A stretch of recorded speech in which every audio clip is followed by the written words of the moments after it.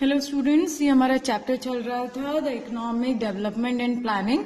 ठीक है, तो आज हम लोग पढ़ रहे हैं success and failure of a planning in India कि इकोनॉमिक प्लानिंग में किस तरीके से हमें सक्सेस मिल रही है और क्या क्या फेलियर्स हैं जो अभी भी हम लोग फेस कर रहे हैं। ठीक है, तो condition for success of planning, तो क्या क्या कंडीशंस है जिसमें हमें सक्सेस मिल रही है। सेंट्रल प्लानिंग अथॉरिटी, ठीक है, जो भी प्लानिंग अथॉरिटी है वो सेंट्रलाइज्ड है, मीन्स केंद्र सरकार ही उसको हैंडल कर रही है। रिलायबल स्टेटिस्टिकल डेटा, जो भी डेटा हमारे पास में आ रहा है इकोनॉमिक प्लानिंग को बढ़ाने के लिए वो रिलायबल है, मीन्स उस पर भरोसा कर सकते हैं। क्योंकि planning, economic planning that means कि हर सेक्टर को ही इंक्रीज करना है आपको। ठीक है, स्पेसिफिक ऑब्जेक्टिव, एक ही तरीके का ऑब्जेक्टिव है कि सबको साथ लेके एक साथ ग्रोथ करना है। ठीक है, भले वो एग्रीकल्चर फील्ड हो, इंडस्ट्रियलाइजेशन हो, ठीक है, अदर सेक्टर्स हो, ये सारी चीजों को एक साथ ही ग्रोथ करना है। तो वो एक स्पेसिफिक ऑब्जेक्ट है कि इन सब की ग्रोथ के लिए, इकोनॉमी बढ़ाने के लिए हमें इस पे वर्क करना है। Fixation of a target and priorities, ठीक है, जो भी टारगेट्स और जो भी हमारे प्रायोरिटीज हैं जिसे पहले ध्यान देना है उसको फिक्स करना है, मीन्स उस पर ज्यादा ध्यान देना है। सुटेबल इकोनॉमिक ऑर्गेनाइजेशन, जो भी ऑर्गेनाइजेशन इकोनॉमिक ऑर्गेनाइजेशन है वो सुटेबल है। Storing and stable government, government जो है वो स्टेबल रहेगी, स्टोरिंग रहेगी, मीन्स सारी चीजें जो है वो प्रॉपर वर्क एक साथ चलते रहेगा उसमें। फेयर एंड एफिशिएंट एडमिनिस्ट्रेशन, जो भी काम रहेगा वो बायस्ड नहीं रहेगा, फेयर वर्क रहेगा, किसी के ऊपर ज्यादा जोर नहीं दिया जाएगा या किसी पे ज्यादा प्रेफरेंस नहीं दी जाएगी, किसी पे कम नहीं, सब पे एक साथ प्रॉपर वर्क किया जाएगा।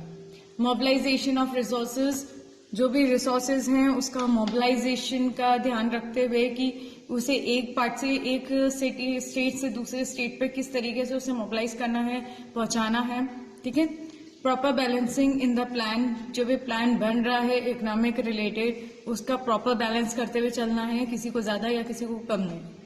ठीक है, फ्लेक्सिबिलिटी इन प्लानिंग, प्लानिंग में फ्लेक्सिबिलिटी होना बहुत ज्यादा जरूरी है, क्योंकि अगर किसी एरिया में अगर प्रॉब्लम आ रही है और अगर आपकी प्लानिंग जो है वो एक फिक्स्ड रूप पे है तो फिर प्रॉब्लम आती है। तो फ्लेक्सिबिलिटी रहना जरूरी है उसके लिए कि नहीं, अगर चेंजेस की जरूरत है तो वहां पे चेंजेस कराए जा सके। इकोनॉमी इन एडमिनिस्ट्रेशन, जो भी एडमिनिस्ट्रेशन वर्क कर रहा है उसकी इकोनॉमिक तरीका क्या रहेगा।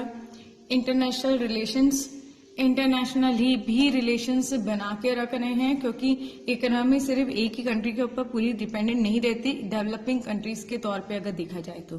ठीक है, उन्हें इंटरनेशनली भी रिलेशंस बना के रखने पड़ते हैं, मीन्स अगर आपको अपनी प्रोडक्टिविटी या टेक्नोलॉजी जो है वो सारी चीजें जो है इंटरनेशनली लेनी भी पड़ेगी, उनको कुछ प्रोवाइड करनी भी पड़ेगी, तो सारी चीजें जो है वो इस तरीके से चलती हैं। ठीक है, अब फेलियर ऑफ इकोनॉमिक प्लानिंग, अब फेलियर क्या क्या है इकोनॉमिक प्लानिंग के। No substantial increase in standard of living, जो स्टैंडर्ड ऑफ लिविंग है, जो मतलब हमारी रोज की दिनचर्या है वो सबकी एक जैसी नहीं है, वो कहीं से भी इंक्रीज नहीं हो रही है। क्यों इंक्रीज नहीं हो रही है? क्योंकि राइज इन प्राइसेस, हर चीज के दाम जो है वो डे बाय डे बढ़ते ही जा रहे हैं। ठीक है, लाइक अगर वेजिटेबल्स ले लो, क्लोथ्स वगैरह ले लो, तो इनके रेट जो है वो कीप ऑन इंक्रीजिंग। और यहाँ अगर हम सैलरी की बात करते हैं तो सैलरी जो है वो वहीं की वहीं है। ठीक है, सैलरी में कुछ भी इंक्रीमेंट नहीं हो रहा है, लेकिन जो अदर चीजें हैं उसके जो प्राइसेस हैं वो डे बाय डे इंक्रीज होते जा रहे हैं। इंक्रीज इन अनएम्प्लॉयमेंट, इसका एक मेन प्रॉब्लम पॉपुलेशन का भी है, क्योंकि पॉपुलेशन इतनी ज्यादा है जिस वजह से अनएम्प्लॉयमेंट की प्रॉब्लम जो है वो डे बाय डे और भी ज्यादा इंक्रीज होती आ रही है। Less growth in agriculture sector, agriculture sector जो है वो आज भी हमारा उतना ग्रोथ पे नहीं है। ठीक है, आज भी उसकी इस सेक्टर में ग्रोथ की बहुत ज्यादा कमी आ रही है। Inequality in distribution of income and wealth, जो इनकम एंड वेल्थ है उसका डिस्ट्रीब्यूशन सब जगह प्रॉपर नहीं हो रहा है, कहीं बहुत ज्यादा है तो कहीं बहुत ज्यादा कम है। ठीक है, इनएफिशिएंट एडमिनिस्ट्रेशन, एडमिनिस्ट्रेशन भी देखा जाए तो इतना एफिशिएंट नहीं है, सब के जो काम है वो कहीं ना कहीं लूप होल्स वहां पे भी आ रहे हैं। शॉर्टफॉल इन टारगेट रियलाइजेशन, जो मेन टारगेट है कई बार वही मिस हो जाते हैं, जिस वजह से वहां पे भी गिरावट आ रही है, क्योंकि जो मेन टारगेट्स हैं जब उसी को रियलाइज नहीं करेंगे, उसी पे वर्क नहीं करेंगे, तो इकोनॉमिक प्लानिंग जो है वो टोटली फेल होती जाएगी उस कंडीशन में। स्लो कैपिटल फॉर्मेशन, और इसी वजह से जो कैपिटल फॉर्मेशन है वो बहुत ज्यादा स्लो है, ठीक है, जीडीपी इसलिए बहुत ज्यादा कम होती जा रही है। Unbalance growth of a different region, और जो डिफरेंट रीजन है मीन्स अगर स्टेट वाइज ले लिया जाए तो सभी की ग्रोथ उतनी नहीं हो रही है, बैलेंस ग्रोथ नहीं है, सब अनबैलेंस्ड वे में चल रहे हैं, किसी की बहुत ज्यादा है, किसी की कम है। मीन्स इसमें एक प्रॉब्लम तो अगर उस रीजन की, क्योंकि हमारा मैक्सिमम चीजें जो है वो एग्रीकल्चर सेक्टर के ऊपर डिपेंडेंट है, तो कहीं पे बहुत ज्यादा बारिश हो रही है, कहीं पे कम बारिश हो रही है, उस वजह से भी कहीं पे बाढ़ आ रही है, तो वो ग्रोथ जो है वो अनबैलेंस्ड हो रही है इस वजह से भी।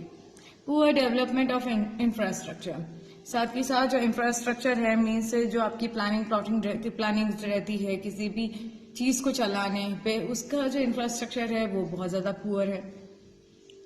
लूप साइडेड इंडस्ट्रियल ग्रोथ, और जो इंडस्ट्रियल ग्रोथ है उसमें भी बहुत ज्यादा लूप होल्स हैं, मीन्स वो भी प्रॉपर वर्क नहीं कर रही है, तो वहां पे भी प्लानिंग जो है वो फेल हो जाती है, ठीक है। नेक्स्ट हम पढ़ रहे हैं इंडिया विजन 2020, ठीक है। The planning commission constituted a committee on Vision 2020 for India in June 2000 under the chairmanship of Dr. S.P. Gupta, member planning commission, ठीक है। तो ये विजन 2020 जो है ये डॉक्टर एसपी गुप्ता के चेयरमैनशिप के अंडर में रखी गई थी by the planning commission. This initiative brought together over 30 expert from different field, और इस प्लानिंग को पूरा इनिशिएट करने के टाइम पे 30 एक्सपर्ट्स की हेल्प ली गई है, ठीक है, जो डिफरेंट फील्ड से बिलोंग करते हैं। Now what is vision 2020? Transforming the India into developed country by eradicating major problems, ठीक है। तो इंडिया को नए फॉर्म में ट्रांसफॉर्म करना डेवलप्ड कंट्रीज के अंडर, ठीक है, उसके साथ साथ जो उसकी मेजर प्रॉब्लम्स है उसको हटाते हुए, ठीक है, मीन्स उसको कम करना है, उसको खत्म करना है, और इंडिया को एक नया ट्रांसफॉर्म देना है, डेवलप्ड कंट्रीज की कैटेगरी में लाना है। तो मेजर प्रॉब्लम्स क्या क्या है जिसको हटाने की जरूरत है? पॉवर्टी, ठीक है, मीन्स सबको अगर एम्प्लॉयमेंट मिल जाएगा, काम मिल जाएगा, रोजगार मिल जाएगा तो पॉवर्टी खत्म हो जाएगी, ठीक है, सबके पास काम रहेगा, पैसा रहेगा तो जीडीपी इंक्रीज हो जाएगी। इलिटरेसी, सबके को अगर एजुकेशन अगर मिलेगा तो इस कंडीशन में कुछ लोग अपना काम भी स्टार्ट कर सकते हैं, है ना। तो इलिटरेसी हटानी है। हाई पॉपुलेशन रेट, इंडिया जैसे कि आपको पता ही होगा कि सेकंड प्लेस पे आता है पॉपुलेशन के मामले में, तो हाई पॉपुलेशन रेट को भी कम करना है। अनएम्प्लॉयमेंट कम करना है, खत्म करना है। पुअर एजुकेशन सिस्टम, जो एजुकेशन सिस्टम है वो बहुत ही पुअरली वर्क कर रहा है, तो कई बार ऐसा होता है कि बच्चा 12th पास हो जाता है लेकिन उसके बावजूद भी उसमें उतना नॉलेज नहीं होता, ठीक है। तो वो जो सिस्टम है, कई बार पुअर एजुकेशन सिस्टम की वजह से भी ये सारी प्रॉब्लम्स आती हैं। लेक ऑफ इंफ्रास्ट्रक्चर फैसिलिटी, जैसे कि मैंने इसके पहले भी बताया था कि इंफ्रास्ट्रक्चर जो है वो प्लानिंग जो है वो प्रॉपर वर्क नहीं कर रही है, तो उसको भी खत्म करना है। पुअर मेडिकल फैसिलिटीज जो है वो प्रॉपरली हर जगह पे अच्छे से प्रोवाइड करनी है। करप्शन को हटाना है। करप्शन तो पता ही होगा, मीन्स अगर कोई किसी जॉब के लिए अगर ज्यादा पैसा दे देगा तो उसकी जॉब लग जाएगी, और किसी के पास पैसा नहीं है तो उस बेचारे की जॉब नहीं लगेगी, ठीक है। भले उस पर्सन के पास में उतना नॉलेज हो या नहीं हो, लेकिन अगर वो पैसा दे रहा है तो उसकी जॉब लग रही है, तो इस तरीके से कंपनी वर्क नहीं करती, ठीक है। तो करप्शन को हटाना है ना। नेक्स्ट इस चीज में आती है नीति आयोग। जब हम ट्रांसफॉर्मिंग इंडिया की बात करते हैं तो नीति आयोग का एक बहुत ज्यादा योगदान आता है। नीति आयोग का नाम अपने टाइम टू टाइम या न्यूज़ में भी सुना होगा, जिसका फुल फॉर्म होता है national institution for transforming India, ठीक है ना। What is NITI Aayog? नीति आयोग के बारे में कि किस तरीके से फॉर्म हुई। National institute for transforming India आयोग, ठीक है, ये इसका पूरा नाम है। फॉर्म्ड इन 1 जनवरी 2015 1 जनवरी को ये फॉर्म हुई थी। गवर्नमेंट ऑफ इंडिया पॉलिसी, जो ये पॉलिसी है वो गवर्नमेंट ऑफ इंडिया की है। हेडक्वार्टर इसका दिल्ली में है। इसे इस्टेब्लिश किया था प्राइम मिनिस्टर नरेंद्र मोदी ने, ठीक है। और ये पूरी जो प्लानिंग है वो प्लानिंग कमीशन के थ्रू चलती है। मेन एम जो इसका है वो है कि to foster involvement and participation in the economic planning policy making process by central government of India, कि फॉस्टर करना है मेन से यहाँ पे जो स्टेट गवर्नमेंट के थ्रू जो पॉलिसी मेकिंग चल रहा है, इकोनॉमिक पॉलिसी मेकिंग, उसको उनका इन्वॉल्वमेंट कम करना है, ठीक है। चेयरपर्सन नरेंद्र मोदी जी ही हैं इसके, ठीक है। नाउ इंट्रोडक्शन ऑफ नीति आयोग। NITI Aayog is formed via executive action by the Union Cabinet on January 1st, 2015। तो ये जिसके मैंने बताया कि इसको फॉर्म किया था और ये एग्जीक्यूटिव एक्शन में आई थी 1 जनवरी 2019 में। It is government of India think tank policy. Think tank policy का मतलब होता है कि ओवरऑल हर चीज का को ध्यान में रखते हुए पॉलिसी बनाना, ठीक है। ओवरऑल हर चीज को, दैट मीन्स कि एग्रीकल्चर सेक्टर भी हो गया, मिलिट्री सेक्टर भी हो गया, इंडस्ट्रियलाइजेशन भी हो गया। तो इन सारी चीजों को दिमाग में रखते हुए जो भी प्लानिंग बनेगी वो गवर्नमेंट ऑफ इंडिया के थ्रू बनेगी। It is a non statutory body, और ये नॉन स्टैट्यूटरी बॉडी है, दैट मीन्स कि इसमें अननेसेसरी हर कोई इन्वॉल्व नहीं रहेगा, सिर्फ गवर्नमेंट पर्सन ही इन्वॉल्व रहेंगे, ठीक है। The stated M for NITI Aayog creation is to foster involvement and participation in the economic policy making process by the state government of India। तो जो भी इकोनॉमिक पॉलिसी मेकिंग प्रोसेस रहेगी उसमें स्टेट गवर्नमेंट का involvement कम से कम रहेगा, उनका पार्टिसिपेशन कम से कम रहेगा, क्योंकि अगर स्टेट गवर्नमेंट इन्वॉल्व होती है तो वो लोग अपने स्टेट के बारे में ज्यादा प्रेफर करते हैं, जबकि नीति आयोग का काम ये है कि वो ओवरऑल पूरे इंडिया को देखे कि उसका ट्रांसफॉर्म करना है डेवलप कंट्री में, ठीक है।